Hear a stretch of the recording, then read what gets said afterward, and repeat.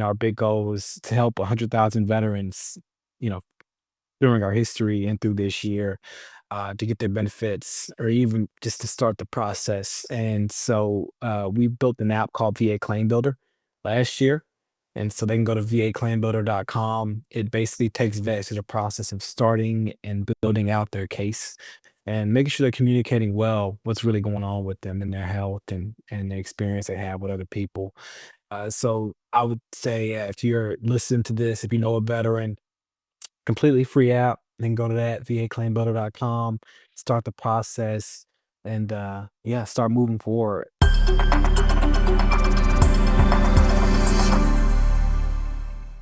What inspired you, Gino, to start Champions for Veterans? And how did your personal journey shape its mission? Wow. Yeah, so basically we started back in 2020 after a conversation with my dad. And that's where the vision started. My dad he had been helping veterans for 3 years at that point to get their VA disability benefits, and he saw amazing results. And at the time, I was in a place where I wanted to be an entrepreneur. I was working in the corporate world in accounting, and I did that for about 9 years. And I said we can take what you're doing and teaching vets to get their benefits and bring it to an online course and just help out a lot more people. And, that's basically where we started. But, for me, my heart and my passion that continues to drive me as we do this work is really understanding from that phone call and, other conversations with my dad that it took him 17 years to get his benefits. And it was a that 17-year period, he wasn't constantly pursuing, but there was a lot of unknowns in that period, a lot of, lack of awareness because he didn't realize he could reapply. He did apply when he retired in 2000. That's one thing. He applied for benefits, when he retired, and, he was given 10%. Basically, I don't know if you know much about the benefits, but, 10%, you go up from 0% to Okay. 100%. And, after 20 years of, serving in the military, and he also did special forces, Ranger Green Oh my Beret. goodness. He, spent, Wow. yes, he traveled to South America, did a lot of things, and, had injuries that legally he should have been taken care of for, compensated and provided medical care for, but they basically just gave him 10% for his tinnitus ringing in his ears, which is a pretty common thing that many vets deal with because of those loud noises that they're around all the time. But he had 100 and over, I think 120, 130 jumps out of airplanes, and so major back problems, knee, joint, ankle, hip problems. And growing up, I saw him suffering, from I graduated high school in 2006. And so in the early 2000s, I played football and we've always been pretty physical Mhm, family, mhm, wrestle a little mhm. bit and play, work out. And there were times when he would be on his stomach because his back would be hurting so badly that he just couldn't Mm. couldn't move around. And, I didn't even know at that point that, oh, this is from his service and he should be taken care of for this, but he wasn't. And so, from my perspective, I know that our whole family was impacted because these VA benefits from 0 to 100% are substantial, not only in terms of medical benefits. If he got 100%, if he would have been there, back when he retired, he would have had head to toe medical coverage fully taken care of. He would have gotten a check probably at that point around $3,000. It's now $4,000 per month, tax Uh-huh. free, which would have put our family in a very different position. Coming from he retired with, smaller retirement and had to kind of figure out entrepreneurship and build a business, which inspired me. But to know that we missed out on over $600,000 or so in benefits over a 17-year period. Plus, I would have gone to college for free. I ended up having over $60,000 in student loans. I would have had like a check coming in. My other siblings would have had those benefits.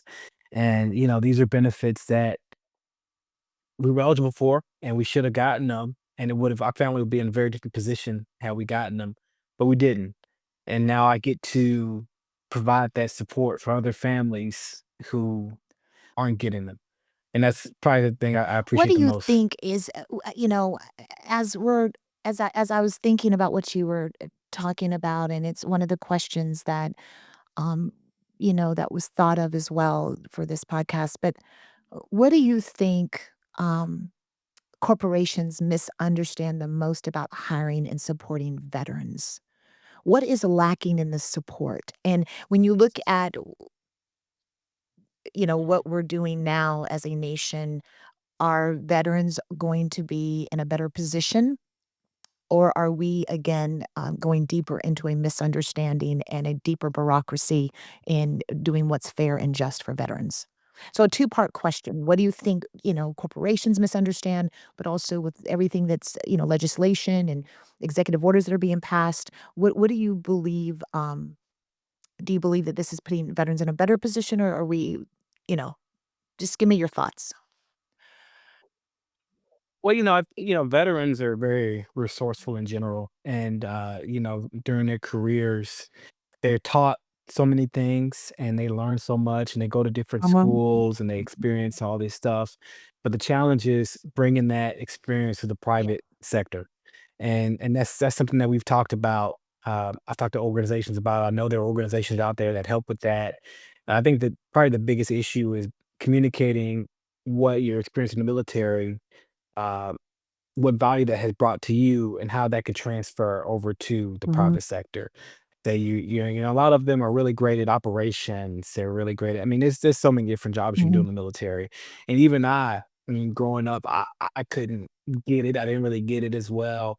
And I still don't really know exactly how you can transition that experience, but I know that there are organizations that are trying to figure out, okay, how do you, like, if you had this particular job, what job in the private sector does Mhm. that relate to? Does Mhm. that translate to?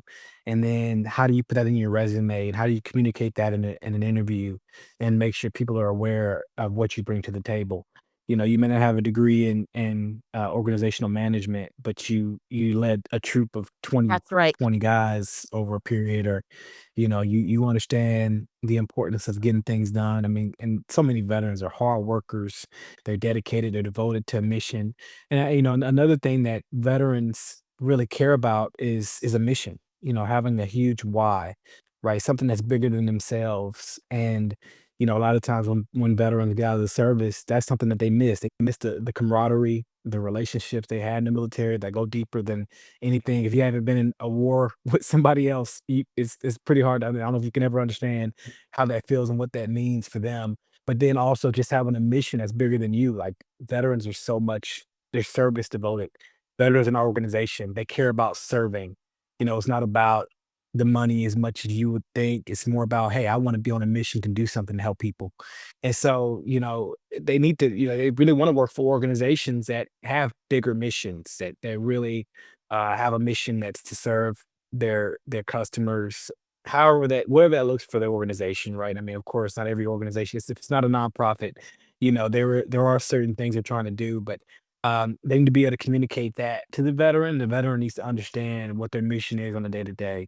And that can be hard, and I think also the culture within a corporate environment is different than the military, Mhm. so I know I've had to, with leading veterans, I've had to understand those nuances and those differences and how they look at leadership.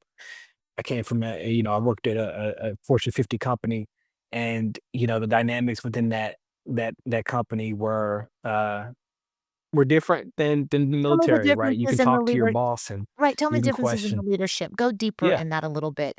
I think that's important to yeah, speak to, because you're right, there is a sort of a nonverbal, unwritten kind of flow within corporate America that may be different than sort of the non-written military leadership flow, within a corporate structure. So we're looking at really the words organizational behavior. The leadership behaviors in the military are yeah. different than those within corporate America. And just give me just two differences. What do you think the top two differences are? I would say the leadership styles in the military I personally didn't serve, right? So I'm kind of speaking, from an outsider's perspective and being in Or family and military around me and understanding because my dad, he was a military leader. Is there's a lot more direct leadership. It's more so, hey, this is what you need to do, go get it done. You're not giving too much leeway around asking questions, maybe doing something different than what your leader may tell you to do. When you're in a situation, you just listen to what your leader's telling you to do in the military, especially if it's a high stakes situation. Just Mhm. what do they say? Right. And of course, there is some leeway when you're in situations where, there may be life or death. You got to make different decisions. But, generally, this is what you need to do. You go get it done and you just follow what the leader says. And that's what you're trying to do. While in the corporate world, a leader may tell you something to do. There's a lot more gray within the corporate Girl. world, right? Like if I ask you to do something, I'm open to you providing other suggestions on what needs to be done. There's not this, I tell you to do this and you just go do it and you do it the way I asked you to do it. There kind of needs to be that wall broken in a conversation where you say, hey, you can tell me if you don't agree with my leadership or you don't agree with what I'm asking you to do or you have other ideas. And that's welcomed in the corporate world because that shows that you're willing to go out, take additional risks, do different things, and become more of a leader within that environment. And I think a lot of times that may not be the same So in let the in me the so let me military. In the ask you, when military, you're when y as the yeah. CEO of Champions for Veterans, and you know that that may be, a challenge for them, what processes have you put in place, or what plans do you have in the future in order to Yes. make it an easier transition for them? What training or exposure to executive coaching are you giving them, or is there anything like that in the works, or are you doing something already? Mhm. So I would say no. I mean, we're right now growing a lot. We're an online company. Things are shifting. I mean, we just went from one part-time employee and one contract or two contractors to 10 Sure. contractors. And those 10 contractors are all Right. veterans. And so I know for us, SOPs are critical, right? Having SOPs is something that we're trying to establish. So right now we have SOPs, but there's so many more opportunities to have more SOPs just to make it clear in a lot of areas of Mhm. what we do. Um, so kind of removing as much as the gray as possible, making Right. things clear, and then consistently building relationships with my team members as best as I can. Being an online company, I know that through relationships we can break down those walls. We can understand each other's style, and I believe that'll come Yeah. over time, and then me, learning the people I'm working with. But yeah, having operating procedures, standard operating procedures is critical for us right now as we Right. scale up Everything in because I know I can't phases. connect Yes, with and everything's everybody. in phases. So right now you're saying Yeah. operationally you're trying to build, and from there you'll be able to understand the more the resources you need to transition these veterans into, um, a corporate workforce. That's what I'm hearing, right? So that sounds great. That sounds great. What does uncompromising leadership mean to you, Gino? How do you embody that every day? I would say uncompromising leadership probably means for me that, I have core values that I stick to. And every decision that I'm making Mm. is built from those core values, as we're Christian. Well, I mean, me and my dad were Christian. We're not a Christian-based organization, but we pray before meetings. We make it clear that these are our values. We tell the truth. We're honest. We're not doing anything that just to make a dollar, right? That may go against those values. So that's core to who I am and who we are as an organization. I think that I'm always thinking about the fact that I want to be able to look at myself in the mirror and go to bed well and sleep well Mhm. at night, and that means sticking to those core values. Yeah. So I think that's what it Well, means to when be I looked at uncompromised. that Yeah. question, I thought to myself, by you even saying I'm going to dedicate my life to Champions for Veterans, that alone tells me, um, that you live a life uncompromised. I mean, that there's so many other things that you could have done, right? But obviously, God has Yeah. led you to focus on this assignment because you are an answer to prayer, probably to many families. Hmm. Yeah, it does. That makes sense. Let me ask you Absolutely. this. How do you cultivate leadership in others, Gino? I would feel like that is something that is a the more I'm just discerning you. I feel like that's a strength of yours. How do you cultivate leadership in others and especially within the veteran community? I know you touched a little bit on helping them understand as they transfer from a military leadership kind of organization to a corporate leadership organization and what you try to do there. And you've been noticing the differences, but what do you do to cultivate leadership in others? It doesn't have to be within Champions of Veterans. It could be within your community, your church. What do you do? What do you think are the top things that you do?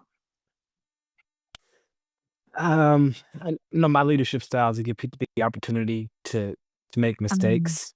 So give people the chance to do something that they haven't mhm, done before, train, and just put them in positions to be able to do it. I think a lot of times people need that opportunity to do something that they haven't done before in order to see that they can do it, and especially if they haven't been in mm, leadership before. So I know that's one thing. Training, I'm all about also just other kinds of trainings, books, courses to kind of give them some more practical areas to grow in leadership. Uh, I think those are two of the main things: getting actual on-the-job experience, and then direct training in areas, and then of course providing uh, real mm. feedback. I don't mind having a crucial conversation. That's one of my favorite books when it comes to leading people is crucial And who's the conversations. author of And that book? I know that that's a good question. I'm So not you sure. no, I can no, look you it don't up have for you to. if you want me to. I'm just so as people are Okay, listening, when someone mentions one of their favorite books, definitely that's an important piece. Crucial Conversations, that's the name of it, right? Okay. that's right. Alright. So go ahead. I'm That's sorry right. for interrupting. Go ahead. Yeah, yeah. No worries. Yeah, no, it's being able to have those kind of conversations with people is important as a leader, and I think that I know that people need to hear constructive feedback from leadership when they're growing in their career, growing as Mhm. leaders. I had to do that. I mean, I did that more so when I was in the corporate world, and was cultivating leaders and building those Mhm. folks up. Just having those real conversations, those one-on-ones, quarterly meetings, Mhm. monthly meetings, getting Yeah. lunch, and really just talking about what has occurred, what opportunities are there, asking questions, giving people the opportunity to think through it too. I don't want them to always think that I'm the one that is the all wise person. I want to show them that they can also process through it themselves. And so, yeah, I think it really comes down for me giving people more responsibility and allowing them to grow, helping them to grow and their belief in themselves and their belief in their ability to just take on things. So asking good questions, being a support, you know, seeing people for who they are.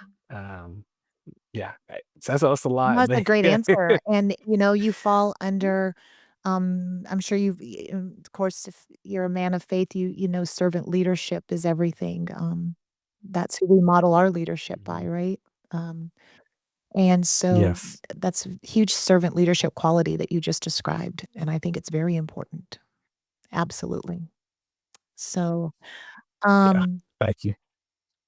how do you envision the future of Champions for Veterans, and what role can listeners play in helping you get there? So, I know our goal is our big mission is to help veterans get the benefits they deserve. I mean, that's kind of broad, but it's really about educating vets and empowering them on their mission to be successful in getting their benefits. And this year, our big goal is to help 100,000 veterans.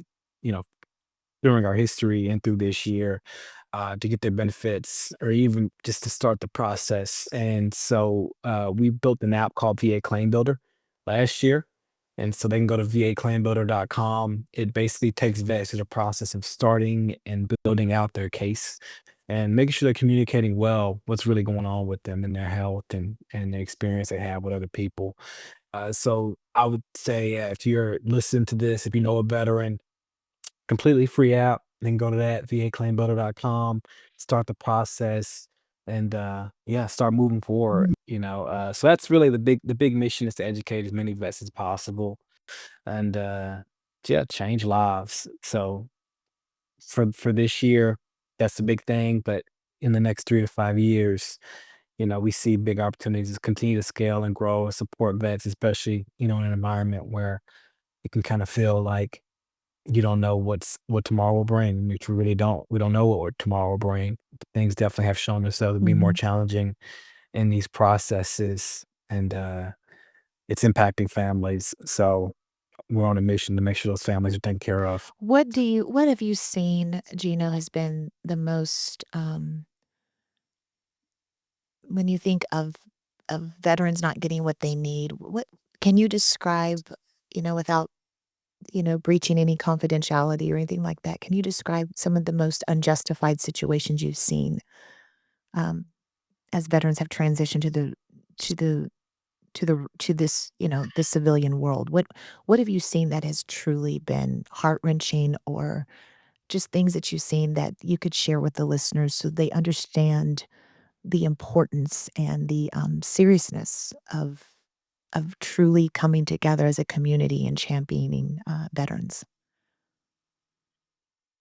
Yeah, I would say, I mean, so many veterans have injuries that are impacting them all differently, and they impact their lives in different ways. So many veterans deal with PTSD, and have, of course, mental health Mhm, issues, and the suicide rate is really high. And I know that we've had multiple situations where veterans were near committing suicide that we were able to help. But I know one particular situation that is one of our earliest clients that we supported. This is a couple, and I mean their testimony is on our YouTube page. You're public; they've shared publicly. And but Mr. John, he was a Vietnam vet, wasn't getting any benefits, was really dealing with some really major mental health uh, issues, and his wife needed to help him to apply for his benefits. And we were able to help him go from no rate to 100%. And his wife was able to stay home and help support him as he was dealing with his PTSD and other issues that he got from his service, and serving our country in Vietnam.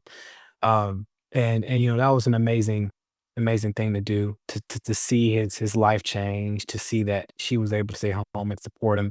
And then, unfortunately, he passed a couple years ago, and she was able to get his benefits after he passed. And their household's still taken care of. And so his situation is not uncommon, being in a spot where you've gone through these traumatic things, and you're dealing with these mental health issues. But we're grateful to have helped him and helped that family. But yeah, I mean, it's so many stories you hear like that, where if it's not PTSD, it may be a traumatic brain injury, or it may be physical ailments that prevent them from being able to do the work. And that's really what VA benefits are about. The compensation is to basically help veterans to bridge mhm, that gap, potentially, from where they could mhm, have been in employment had they not been injured in the way they were injured from mm. their service. So, it makes a big difference. Wow, wow, that is something. Mm. It makes me, I think that's why we have to be so careful for those that we see, as we're, I think about when we're out and about here, even in the city of Dallas. That's where I'm locally located. Mhm. When you see people with, mental health challenges, that's why we just definitely have to have the mindset of serving, not judging, right? And understand there's always some background to that. It's not because of a lot of times it's not because, oh, well, they made some choices. Well, no, it's because they have done something greater than what any of us have done, right? Sacrificed and Mhm. yeah, Yes, ma'am. that's good. That's good. So what's your vision for the champions? My vision is that this organization continues to thrive. I want, me not being a veteran, although, I mean, I love doing what we do. I mean, it's amazing. And, going from doing accounting in the corporate world to having a company that changes lives the way we do, it's really Yes. amazing. And I'm so Yes. blessed. I mean, yeah, the first time we helped somebody, get their benefits. I mean, it was incredible. I mean, they told us their story, and we love just talking to people who tell their story. We have about, I think, 13 or 15 testimonials on YouTube, but hundreds of veterans tell us, "Man, you guys changed my life." Wow. Wow. And I mean, it's it just feels great to be able to do that. Um, However, I see myself eventually transitioning out of the organization. I would love it if veterans at this organization. The veterans are taking care of other veterans.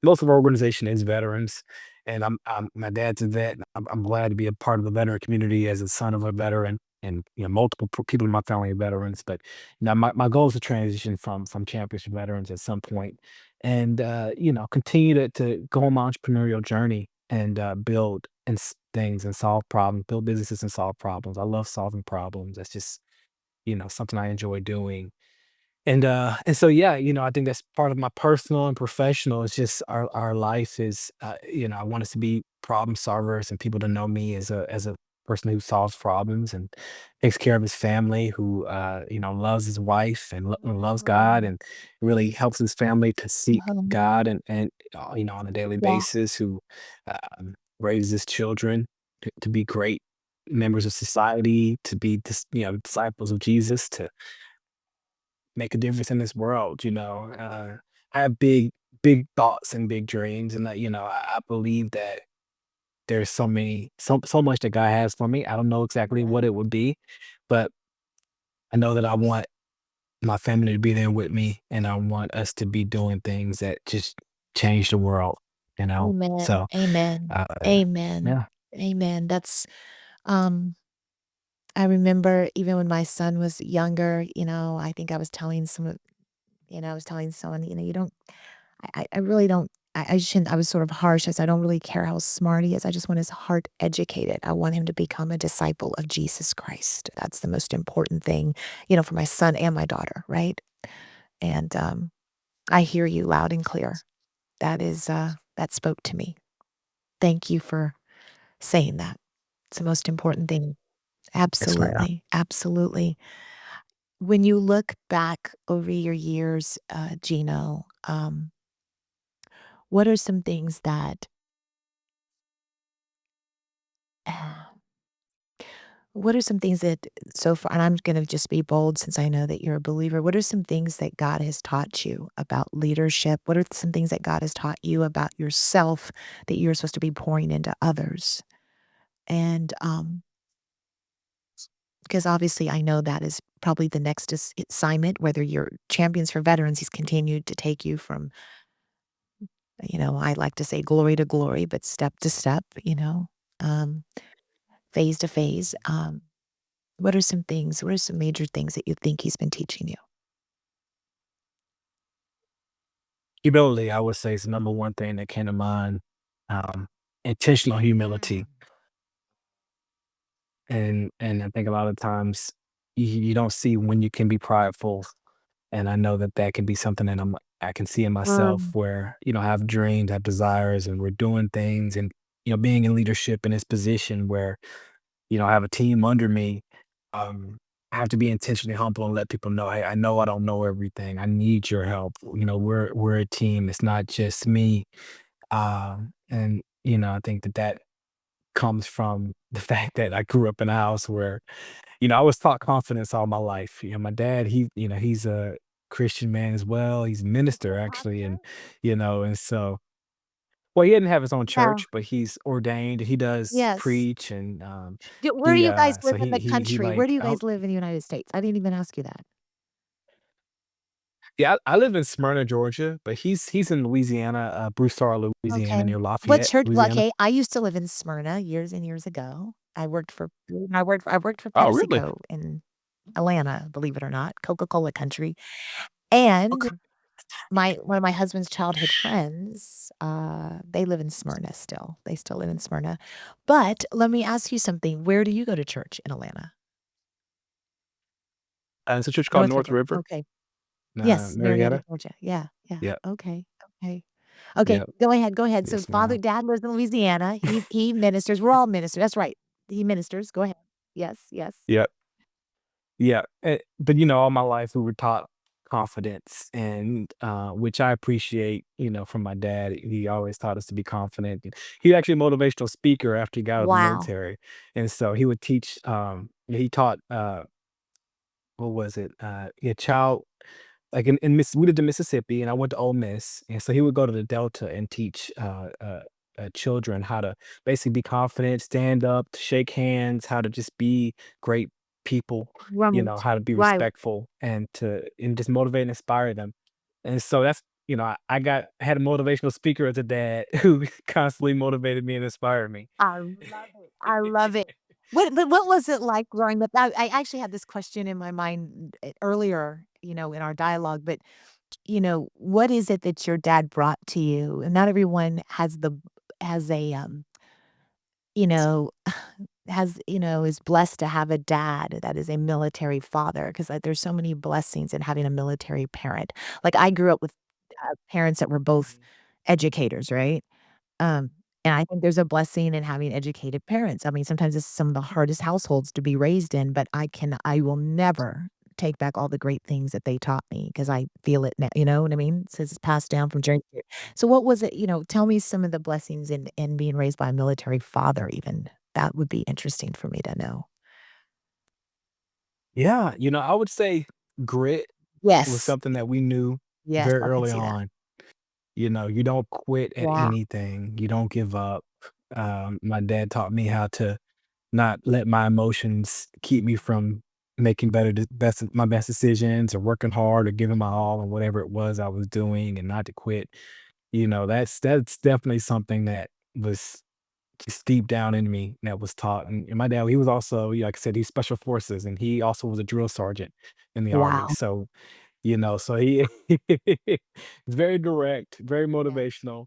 And it's funny, I'm sure you probably experienced this where you don't realize how growing up in an environment that you grew up in, how that impacts you in so many ways and how different you were taught compared to maybe just, I don't know, somebody who didn't grow up in a household where parents were educators and, growing up in a military household Right. myself.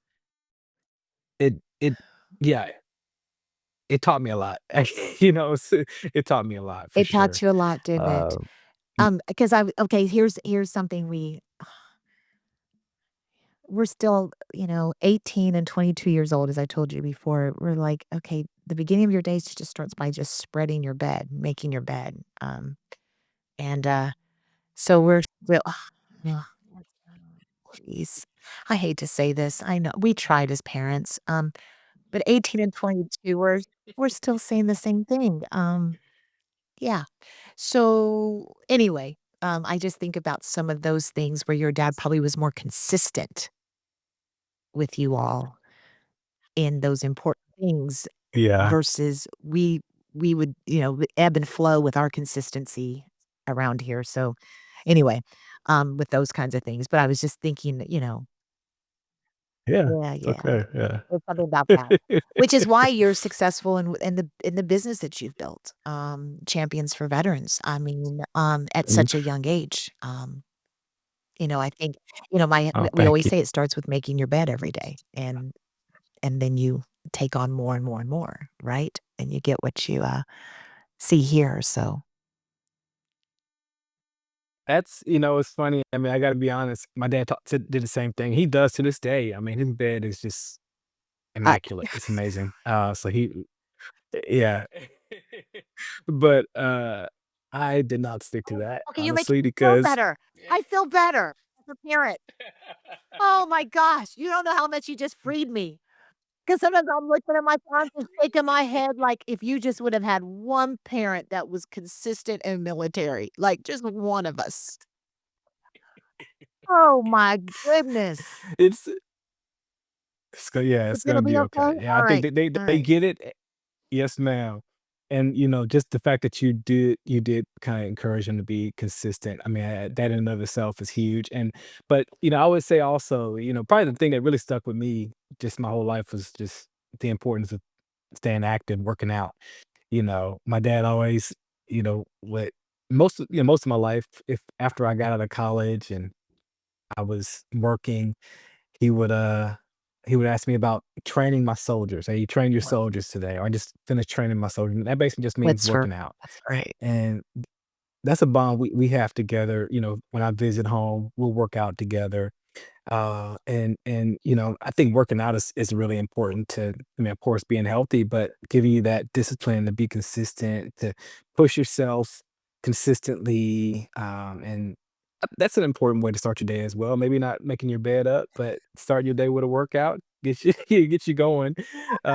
So yeah, I mean, I love that as well. I mean, it's a big part of my life. I love working out and being fit and competing in different things. I did a Spartan race last month, Oh, so I that's love those kind great. of That's things. great. Yeah, there's a discipline to that as well, and I do have to say both my kids are see, you really made me feel better as a parent because both of them are very disciplined in how they eat and work out. They don't have to say a word. They are consistent, both of them, the 22-year-old and the 18-year-old, and, and try to Awesome. encourage their parents to do the same, so okay, okay, so maybe I did a little something right.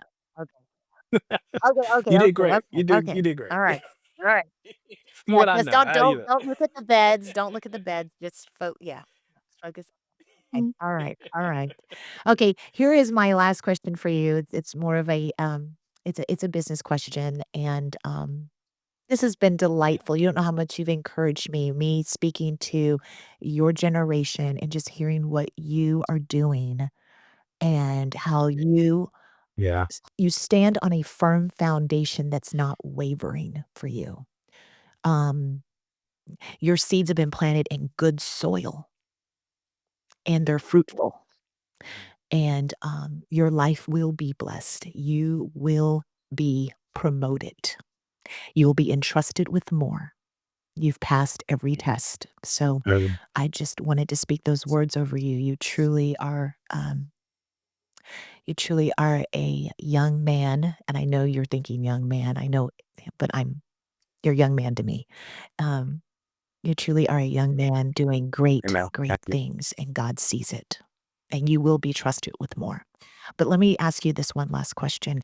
How do you balance, Gino, leadership, advocacy, and business strategy in your role as a CNO, as a CEO? And what will you take with you as you Yeah. transition into the next assignment God has for you?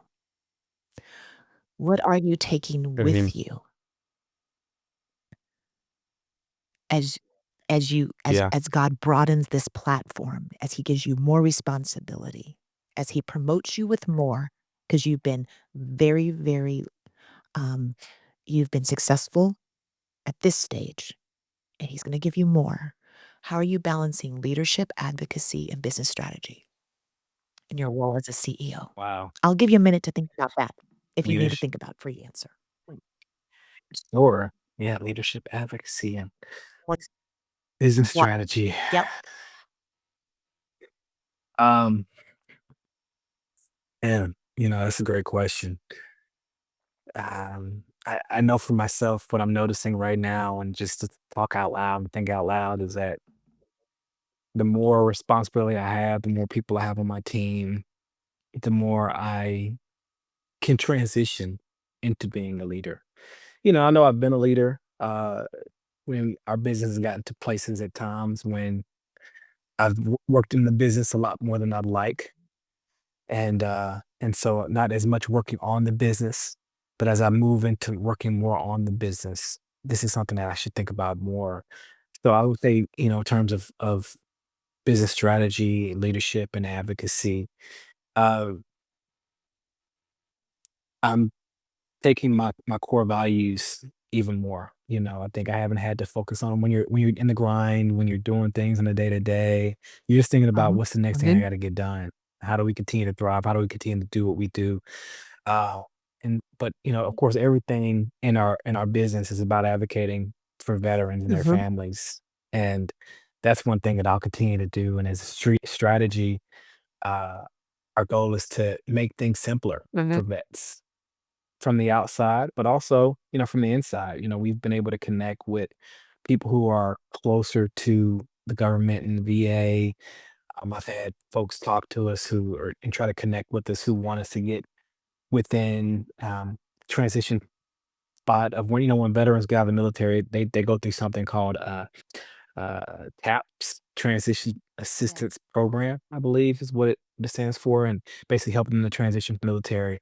And I want us to get in there and make sure that veterans know that we can support them, that there is a simpler process. They all have access to it, and we're able to make a difference for all the folks coming out of the military, which is about 200,000 per year on average, which is incredible. And so that's part of our strategy, and that's how we want to advocate for that's veterans, right. and my leadership within that it needs to continue to grow. And I'm looking forward to just more opportunities to take on leadership within the organization instead of doing a lot of the work. That's right. So hopefully that helps and that But answers do the it, it question. does. I mean, you're part of your business strategy is to empower others around you to develop leadership within the organization so that you Yes. can bow out gracefully, right? Because you know you've left a mark and a legacy at that point when others are able to take on, leave off, they're able to take on where you've left off, Yeah. right? They're able to continue to grow your platform. So you're absolutely correct. And and again, that's a servant leadership model, Thank you. right? That's a servant leadership model That's that right. truly, that it's not about just empowering ourselves, but it's those behind us also will come to that level of being empowered and be able to move on and grow from there and take on where you've left off. So, that makes sense, absolutely. And advocating for, again, for advocacy, you're advocating for a simpler process and them getting what they need Hmm. as they transition into this Hmm. life. I mean, it is just so honorable. So, Thank you. I mean, that was incredible. Thank you so much for your words of encouragement, speaking life into me. And I mean, I really well, appreciate that. you It's have always filled good my to cup as be well. encouraged. You have filled my cup as well. Yes, ma'am.